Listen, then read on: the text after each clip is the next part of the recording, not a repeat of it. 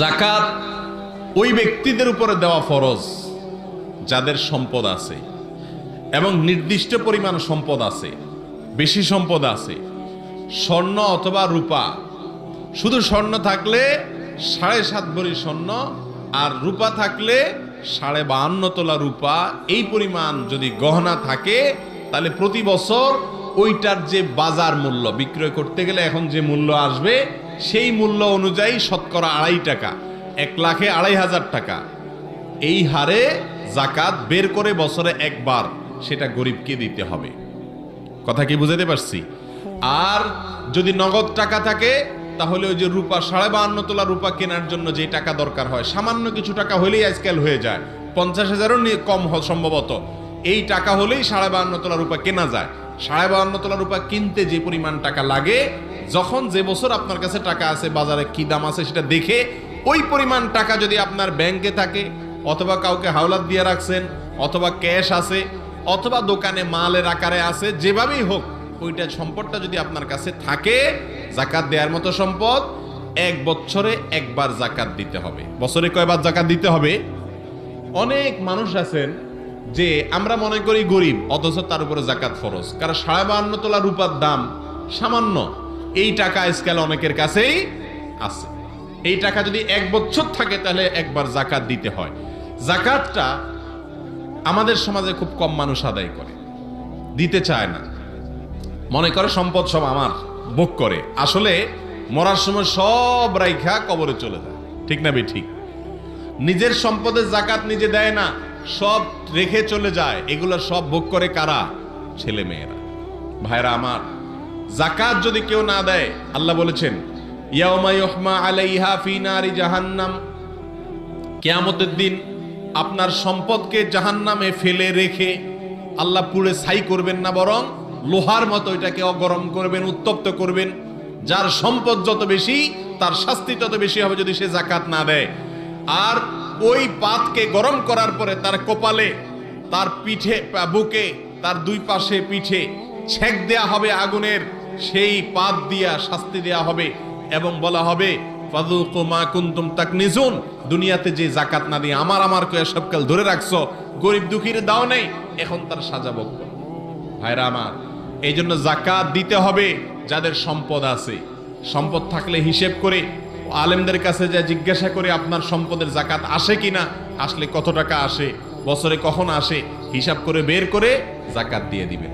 আমাদের সমাজে বেশিরভাগ মানুষের জন্য যাকাত দেওয়াটা সহজ, বিশেষ করে সাধারণ মানুষ যারা আমরা মধ্যবিত্ত বা সাধারণ যাকাত আদায়কারী, অনেক বড় শিল্পপতি ব্যবসায়ী না, তাদের জন্য যাকাত দেওয়া একেবারে সহজ। কিভাবে সহজ আমি বলি। আমরা সারা বছরই আত্মীয় স্বজন, গরিব দুঃখী, আশপাশে পাড়া প্রতিবেশী, টুকটাক সবাইকে দেওয়া লাগে কি লাগে না? লাগে। আজকে ভাগ্নির বিয়া, পরশু ভাতিজির বিয়ে, তরশু এলাকার একটা গরিব মানুষের চিকিৎসার খরচ লাগে। এরকম টুকটাক কাজে আমাদের সবসময় দেওয়া লাগে কি লাগে না? এই লাগাটা, এই দেওয়াটা আপনি শুধুমাত্র যাকাত থেকে হিসাব করে করে দিবেন। কোত্থেকে দিবেন? যাকাত থেকে। বাস, তাহলে হয়ে গেল। যাকাত সারা বছর ধরে দেওয়া যায়। আপনি শুধু ডায়েরিতে বা একটা খাতাতে লিখে রাখবেন যে আজকে একজন গরিব আসলো, তাকে এটা দিলাম যাকাত থেকে, নোট করে রাখেন। বছর শেষে এবার হিসাব করলেন কত টাকা দিলেন, আপনার যে যাকাত আসছে সেখান থেকে আপনি এটা বাদ দিলে হয়ে গেল। কত সহজ। অতএব যাকাত যাদের ফরজ আছে, যাকাত আদায় করবো তো ইনশাআল্লাহ। আর যাদের যাকাত দেওয়ার মতো পয়সা কড়ি নাই, 52.5 তোলা রূপা কেনার মতো সামর্থ্য নাই, তারা তো বেঁচে গেছেন, এই ফরজ তাদের উপরে বর্তাবে না। এই 5টা শর্ত আমি ব্যাখ্যা করলে আপনি বুঝবেন। 1 নম্বর হচ্ছে নিসাব পরিমাণ সম্পদের মালিক হওয়া। আপনি সামান্য কিছু সম্পদের মালিক হইলে এখান থেকে যাকাত দিতে হবে, শরীয়ত কিন্তু এটা বলে নাই। সুবহানাল্লাহ। আপনি যাকাতের নিয়ম শুনলে দেখবেন যে ইসলাম কতটা ব্যালেন্সড। একটা থ্রেশহোল্ড আছে, একটা স্ট্যান্ডার্ড আছে, এই মানে গেলে দিবেন। সেটা কত? সেটা গোল্ড আর সিলভার দিয়ে রাসূল সাল্লাল্লাহু আলাইহি ওয়াসাল্লাম দিয়েছেন, কারণ তখন গোল্ড আর সিলভারের কয়েন ছিল, মুদ্রা ছিল। আগে কিন্তু সোনা আর রূপা দিয়েই মুদ্রা বানানো হতো, পরে এটা পেপার মানি শুরু হয়েছে, কাগজের টাকা। তো একটা হচ্ছে দিনার আর একটা দিরহাম।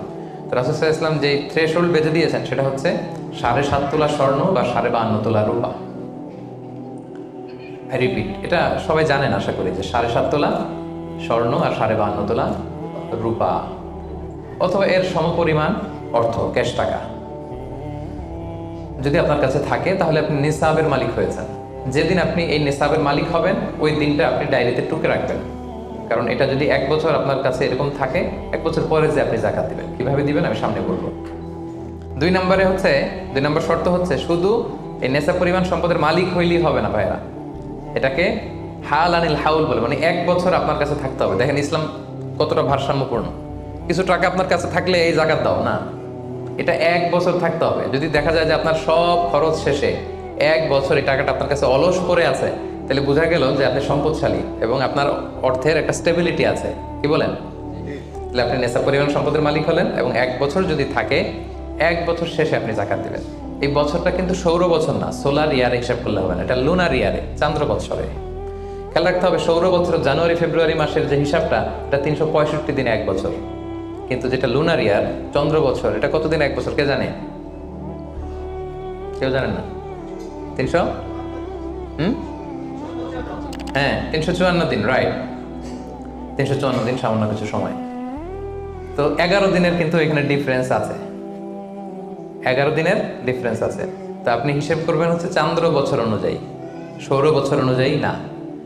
তো সৌর বছর অনুযায়ী যদি করেন তাহলে আপনার জাকাত কিন্তু 2.5% থাকবে না,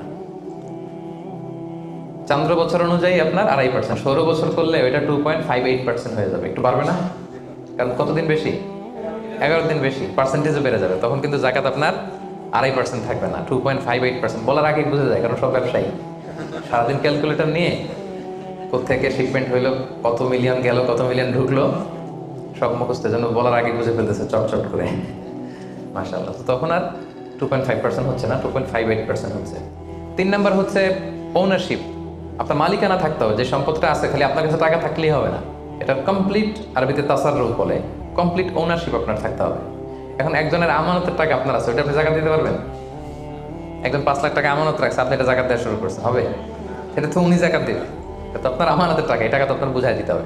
তো আমানতের টাকা কিন্তু কমপ্লিট ওনারশিপ আমার থাকে না, এটার হিসাবে আমি করবো না, তো এটা বুঝে গেলেন। 4 নম্বর হচ্ছে এই টাকা আপনার অতিরিক্ত হইতে হবে, আরবিতে বলে জিয়াদা। দেখেন ইসলাম কত সুন্দর, ইসলাম বলে আপনার নিজের পার্সোনাল এক্সপেন্সিস, আপনার লিভিং কস্ট, আপনার সব ধরনের অ্যাকোমোডেশন, আপনার ট্রান্সপোর্টেশন এক্সপেন্সিস, আপনার মেডিকেল এক্সপেন্সিস, আপনার বাচ্চার স্কুলিং, আপনার ইয়ারলি ট্রিপ যদি থাকে, এন্টারটেইনমেন্ট, ধরেন বছরে আপনি একবার ফ্যামিলি আউটিং করেন, এই খরচটা, যত খরচ আপনার হতে পারে, এই সব খরচ শেষেও কিছু টাকা আপনার থেকে যায়, ইসলাম বলে ওইটার উপরে জাকাত দিবে। সুবহানাল্লাহ, জিয়াদা, অতিরিক্ত হওয়া শর্ত। আপনার লাগে, যদি আপনার এই টাকা লাগে, ওটা তো আপনি ইউজ করবেন, আপনার টাকার ব্যবহারের জন্য সবচেয়ে বেশি হকদার কে? আপনি নিজে। আপনার সব খরচ আলহামদুলিল্লাহ সুন্দরভাবে চলে, এরপরও নিসাব পরিমাণ টাকা বছরব্যাপী যখন আপনার রয়ে গেল, ইসলাম বলে জাস্ট 2.5%। সুবহানাল্লাহ, তাহলে অতিরিক্ত হইতে হবে। সর্বশেষ শর্ত, 5টা শর্তের সর্বশেষ শর্ত হচ্ছে ঋণ থাকতে পারবে না। ঋণ থাকলে ওইটা জাকাত থেকে বাদ যাবে। ধরেন আপনার আছে 5 লক্ষ, কিন্তু আবার ঋণও আছে 5 লক্ষ, কথার কথা, তো এটা তো আপনি আগে ঋণ দিবেন, আপনি তার জাকাত দিতে পারবেন না, এই কথাটা কি বুঝতে পারছেন?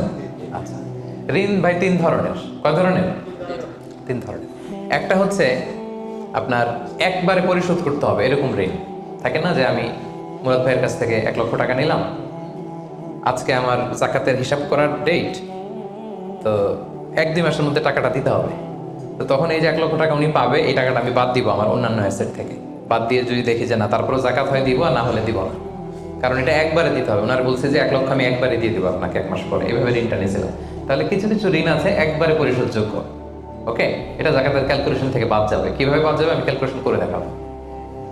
ঋণের দ্বিতীয় প্রকার হচ্ছে ইনস্টলমেন্টের কিছু ঋণ আছে, কিস্তিতে দেওয়া লাগে। লেটস সে আমি 1 কোটি টাকা দিয়ে একটা গাড়ি কিনেছি, BMW গাড়ি, বা 50 লক্ষ টাকা দিয়ে আমি একটা হুন্ডা গাড়ি কিনেছি, 50 লক্ষ টাকা।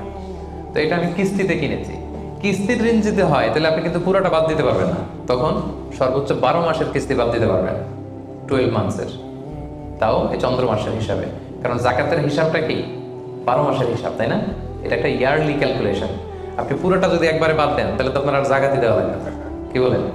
বাংলাদেশে অনেক বড় বড় সিআইপি ব্যবসায়ী আছে, ওনারা হাজার হাজার কোটি টাকা ব্যাংক থেকে ব্যবসায়ের কারণে ঋণ নেন এবং ওনাদের ঋণ খেলাপি হয়। তো ওনারা যদি বলে হুজুর আমার তো ঋণ আছে, তো উনি আর জাকাত দিবে কি? ওনারই তো আমার জাকাত দেওয়া লাগবে এখন। কি বলেন?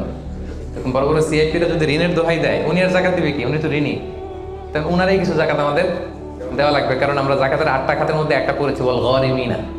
কি কি বলেন? ঋণগ্রস্ত ব্যক্তিকে জাকাতের টাকা দিয়ে হেল্প করা যায়, তো উনি আর দিবে কি? ওনারে দিই আমরা। ওই ঋণ বাদ দেওয়া যাবে না। ইনস্টলমেন্টের ঋণ হইলে 12 মাসের, আর ওইরকম ঋণ খেলাপে 1000 কোটি টাকা, এগুলো বাদ দেওয়া যাবে। 3 নাম্বার ঋণ হচ্ছে লাক্সারি পণ্য কিনতে যে ঋণ হয়, এই ঋণ জাকাত থেকে বাদ দেওয়া যাবে না। বিলাসিতামূলক কিছু যদি আপনি কিনেন, আপনি একটা লাম্বরগিনি কিনলেন 10 কোটি টাকা দিয়ে, এটা আপনি জাকাত থেকে বাদ দিতে পারবেন?